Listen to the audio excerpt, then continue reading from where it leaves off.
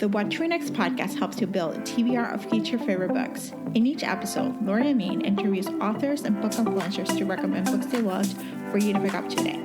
If you're an avid reader, always looking for your next great read, then this show's for you. Hi, Mia. Welcome to What to Next podcast. Hey, thanks for having me. So happy to have you here. Tell us a little bit about yourself. All right, so I'm Mia P. Manansala. I use she, her pronouns, and I'm an author and a book coach, born and raised in Chicago, living just outside the city now. I write cozy mysteries, and for people who are not familiar with that particular subgenre of mystery, I like to describe them as like Hallmark movies, but with dead bodies. Because like they are meant to be light and humorous, and yes, obviously there are, it's crime fiction, so bad things happen, and I do tend to touch on some more serious subjects than some people would expect in cozy mystery, but justice is always served. There's a happy ending, lots of delicious food, and some laughs along the way, or so I think. I like to think I'm funny, but I love it.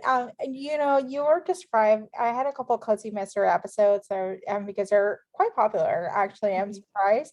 And so your books were described as millennial cozy mysteries. Yeah. They're for the millennials. Yeah.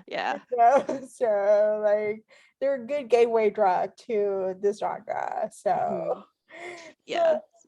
So talk to us about your Tita's Rosie's Kitchen Mystery. What's the series all about? So my series follows a young Filipino-American woman from a small Midwestern town just outside of Chicago, a fictional one. And in the first book, my debut, Arsenic and Adobo, came out last year. And in that book, I use Hallmark for a reason and rom-coms for a reason when I talk about cozies, because with that book, it was very much a coming home again kind of story after maybe your dreams kind of failed and you have to start over. So it follows this young 25-year-old woman who, thought she'd left her small town, was trying to make it in Chicago. Things kind of end catastrophically for her. And she comes back home to lick her wounds. And it's kind of tasked with helping her aunt. Tita means aunt in Tagalog. So Tita Rosie is her aunt. She, her parents are deceased. She was raised by her paternal aunt and grandmother. And so she's kind of tasked with like saving the family restaurant. And in the first book, she kind of reconnects with her high school sweetheart, but because it's a murder mystery, not a romance, it's not a cute like second chance at love thing. He's actually the town's like vindictive food critic who's been trying to shut down her family's restaurant for a while. And so like one day, mid-meal, mid-review, he passes out and dies, and she becomes the main suspect in his murder. And that's kind of like what kicks off the series. And book 2, Homicide and Halo Halo, it came out this past February. It's like a few months after the events of the first book, and she's actually kind of dealing with some of the issues from the fallout from the first book. She's doing her best. She's trying to move on, get her life in order. She's opened a brand new cafe with her besties, and it looks like things are looking up. But the town's beauty pageant has come back, something that she has a long history with. And after the beauty pageant's head judge is murdered, her cousin / frenemy, kind of rival, is the main suspect in that judge's murder. So as much as she tried to like get away from that life, she kind of pulled back again because, even though they have a lot of friction, she still considers the person family. She wants to help them out. And it also looks like one of the girls in the pageant might be next, and she wants to do what she can to protect them. So she's thrust again into this world of murder mysteries, my poor 25-year-old cookie baker. But yeah, that's just basically how the story starts. All right, we got to talk about Filipino food. Which is your favorite food? Because Filipino food gets mentioned pretty much. Yeah, like my joking like tagline for this series is like family, food, and murder. The important things in life. Yeah. So sorry, was it just a Filipino in general, or like do I have a favorite? Or do you have a favorite dish, first of all? Because I love Filipino food, and I just wanted to like talk about it. And then what's important to have Filipino culture within the cozy mysteries, because it's not it's not normal, like not normal, like what is normal? It's actually like it's not representative, in the cozy mystery. Cozy mysteries tend to be really white, Mm-hmm. so So for Filipino food, my favorite is one that it's a little bit of a hard sell when it comes to like a more Western palate, like if you didn't grow up with it, which is called kare kare. mhm, And if you are maybe familiar, like I heard someone kind of say, kind of reminded them almost like masaman curry, because it's a peanut based stew basically, and it has like oxtail and tripe and all these other things, and it's like a very like hearty, warming, comforting dish. um and so like when I like that's one of the things that I turn to when I'm just like, oh, I really want Filipino food, but I really need comfort food in particular. That's mhm, a dish I really really love. And why I turn to Filipino food, as you mentioned, one, you called it earlier, people have referred to my books as millennial cozies, and you also pointed out how very white the cozy subgenre is.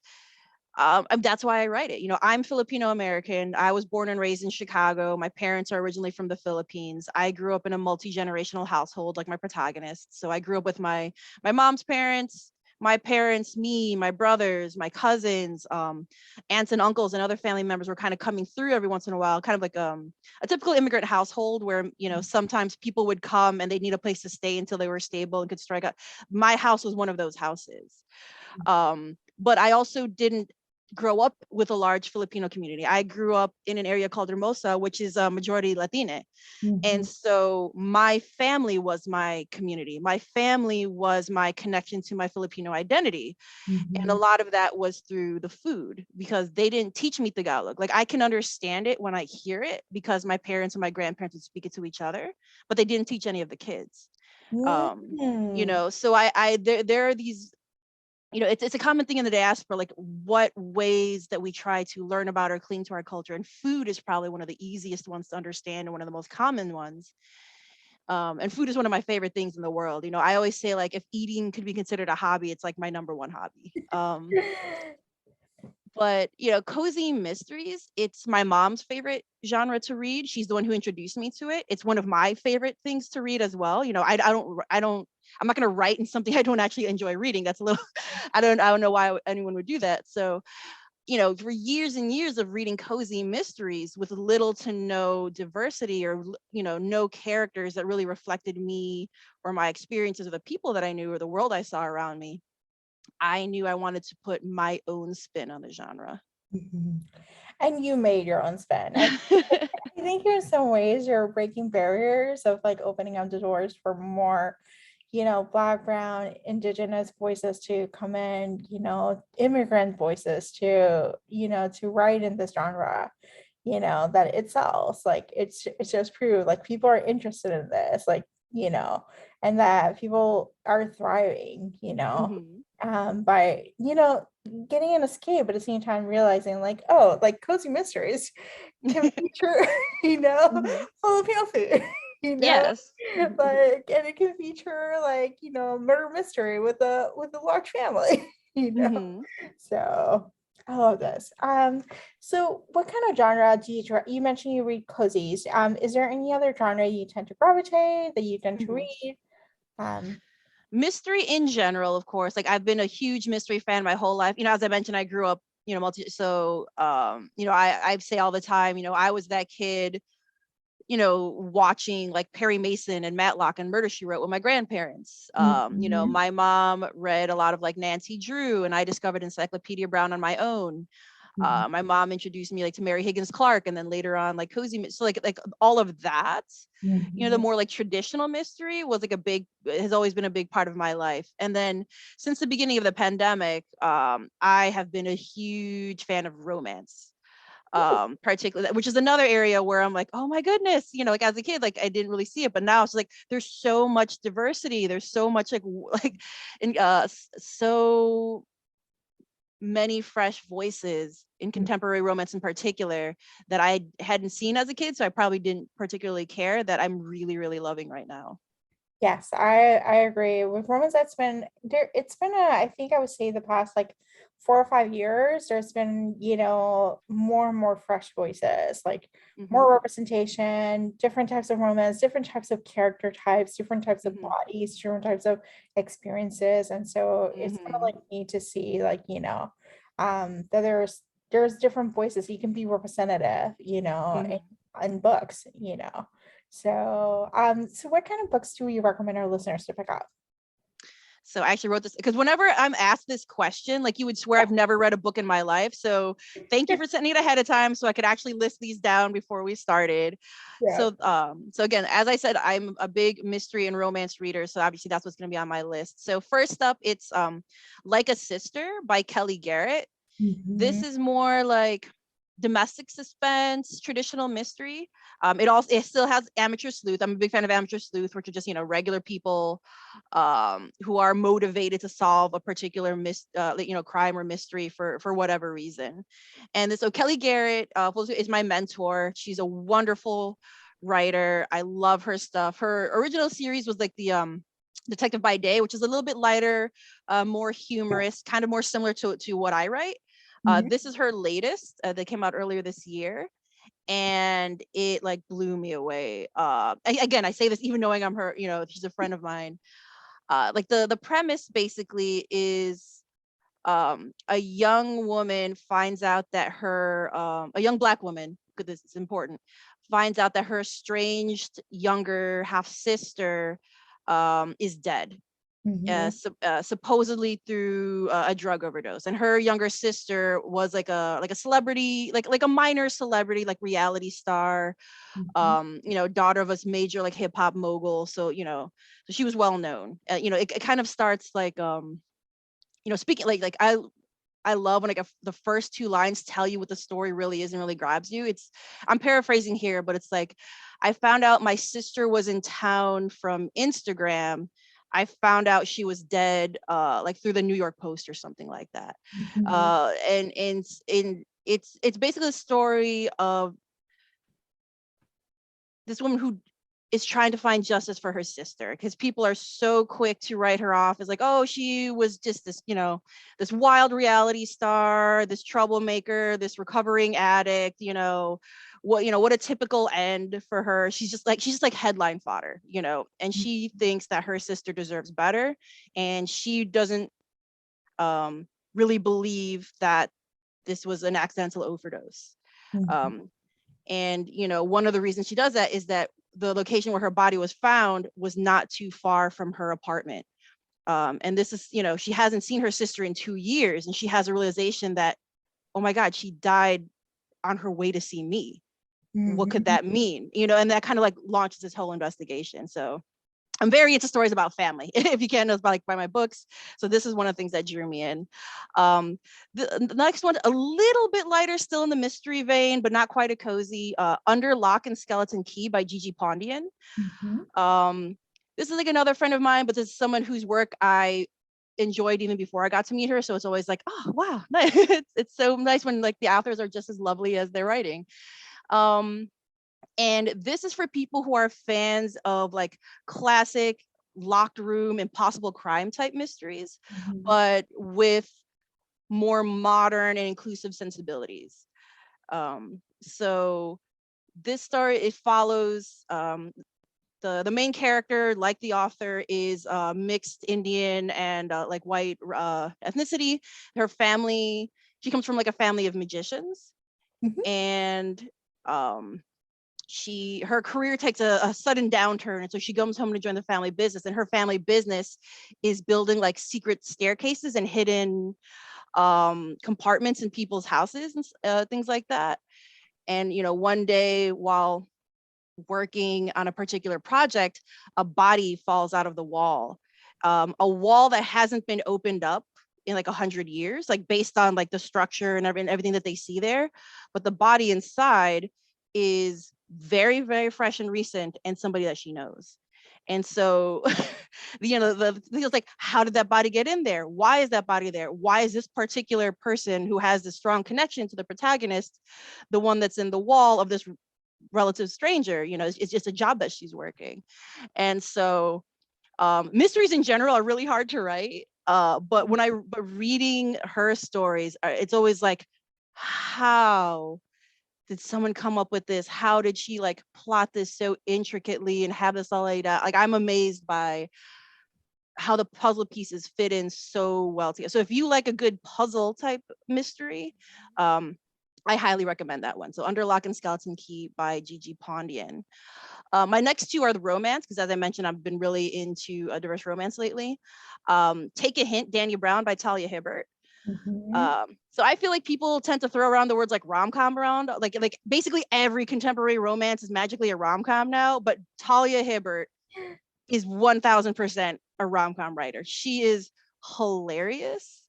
Her writing is so funny and so sexy, but it also like touches on really heavy, serious subjects in many ways, particularly in her the Brown Sisters trilogy. This is Take a Hint, Danny Brown is book 2 in the they're all fantastic, but this one's my favorite. It has my favorite fake dating trope. It has a queer protagonist. It has like a cinnamon roll, but also somehow grumpy male love interest. So it checks a lot of boxes for me. So again, if it's there are like content warnings at the beginning. It does deal heavily with anxiety and grief. So it might not be for everybody at the moment, but if you are okay with those particular content warnings and you want, like, again, fun, sexy, but thoughtful, I don't know how she does it, kind of a romp, highly recommended. Yep. 2 more, sorry, because it said 3 to 5, so like I'm gonna go to the maximum because I love screaming about books. And I have to say, actually, Dee Brown has the best meet cute where she just runs him over, Yeah. Oh yes. Like running over. I'm like, I guess you're gonna live together. I just run him over. So yeah. Yeah. Oh, Eve. Yeah. Next one is A Prince on Paper by Alyssa Cole. So it's part of her Reluctant Royals series. This was, I believe, the 3rd book in the series, and it features like the couple. I would die for this couple. I love them so much, Dan Johan. Again, this is another book where it's funny. It's not as like haha laugh out loud as funny, in my opinion, as the Brown sisters, but there's definitely a lot of humor while still dealing with some really deep personal traumas that both of the characters carry. But they're dealt with, I feel like, very thoughtfully, very meaningfully. Love doesn't magically heal them and make them better, right? They're humans, that they still have these things that they have to continually work on. I love that the protagonist Nya is like a huge nerd that plays like dating sims, like that's my thing. There's just a lot to love about that book. I didn't think I would really particularly care about like books featuring royalty and stuff like that, because that's not my jam in general, but Alyssa Cole makes me care. I love those books. And then my final recommendation kind of combines both my love of mystery and my love of romance, and I'm cheating by naming a series. It's the Lady Sherlock series by Sherry Thomas. Sherry Thomas is mostly a romance writer from what I've seen, particularly historical romance, but I think she has a couple of contemporaries. She has some fantasy. As far as I know, this is her only mystery. But she does, it's basically a gender bent take on Sherlock Holmes. And she does like these, again, really well intricately plot, and she's a pantser. I've heard her talk, so like she doesn't plan these things ahead, but she just writes, which I'm just like, oh god, I would be furious if I didn't love her writing so much, because it's like, how do you write such well, like, like pretty much airtight, well plotted, intricate puzzle mysteries, and also have like this amazing like friends to lovers slow burn romance kind of in the it's so good. It's the slow burn is so wonderful. That's one of my comfort reads. I've actually, like, my TBR is so high, but I'll when I feel the need for comfort, these are the books that like I'll comfort reread, just because like I want that sense of like, I know things are gonna work out in the end. This is great.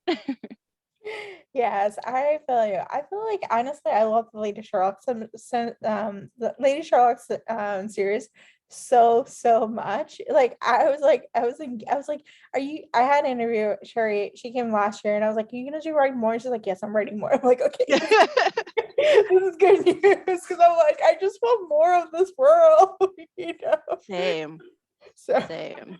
and yeah, I love like these are such a comfort read and they're just cozy and just help Hmm. you. And the mysteries are like engaging and they're Hmm. so the mystery of family and just a mystery. Hmm. Yeah. So And like love the mysteries are dark, and particularly in yeah, that first book, but at the same yeah. time, the overall like feeling and atmosphere does give you a sense of comfort. It does give you just like, I should be enjoying this with like a nice cup of tea and a cookie or something. Like it has that feeling even as you're reading, like, oh my god, what? As she's trying to solve this. So Yeah. I love that. I listened to that book actually. I would say the audiobook is excellent. So if you're an auditory listener, the audiobook for Like a Sister is a really good one. So Oh yeah. yeah. So awesome. So Mia, tell us where you can find you online. So there is my website. It's just my full name, miapmanansala.com. I'm also mostly on Twitter and Instagram, occasionally on Facebook, but all my across all social media, my handle is the same. It's at MPM the writer. So my initials, MPM the writer. Awesome. Thank you, Mhm. Mia, for being on the show. Thanks. Yeah. Oh, sorry. One more thing, just because I'm looking at the list to make sure I didn't forget something. Because one of the questions, like, what are you reading now? The last day of Pride Month, I need to throw this out there. Yes. Harlem Sunset by Nekesa Offia just came out, and it is a queer historical mystery featuring a Black queer woman in 1920s Harlem. It's a sequel to Dead Girls, which came out last year. It just came out. I'm so excited to read it. So I'm just like, in the interest of talking about representation and the last day of Pride Month, I was like, oh, let me get that in at the last minute. Sorry about that. Yes. Oh my gosh, I love this. I love Dead Girls. I like so good. So now you've mentioned I'm like, there's another book and there's a series. Yeah. As of this recording, it just came out this past Tuesday, which is why like it's what I'm currently reading. I haven't read it yet, but I'm just like, I know it's good, right? I know it's I good. know. Awesome. Thank you, Mia, for being on the show. Yeah, thanks for having me. Again, I love screaming about books, so happy to be here. If you enjoyed this podcast, feel free to share with friends, subscribe, rate, and review the show. This is the easiest way to support the podcast. For a list of books mentioned and other romance recommendations, please visit watchrenextblog.com. Did you know you can purchase audiobooks directly from your favorite local bookstore? With Libra.fm, you can pick up more than 250,000 audiobooks, including bestsellers and recommendations from real booksellers. You'll get the same audiobooks at the same price as the largest audiobook company, you know the name, but you'll be part of a different story, one that supports the local community. If you're new to audiobooks, they're the perfect way to squeeze more reading into your busy life. Listen with the free Libra.fm app while you do your chores, walk the dog, relax at home. If you already love audiobooks and don't know what to listen next, check out recommendations from people who know the best booksellers. The Watch Your Next podcast has a special offer for our listeners. Get two audiobooks on Libra.fm for the price of one with your first month membership. Use code WhatYouReadNext. The offer is valid only for new members in Canada and the US. The Watch Your Next podcast is part of the Frolic Podcast Network. Please visit frolic.media/podcast to discover new shows to tune in. Thank you so much for listening and have a great day.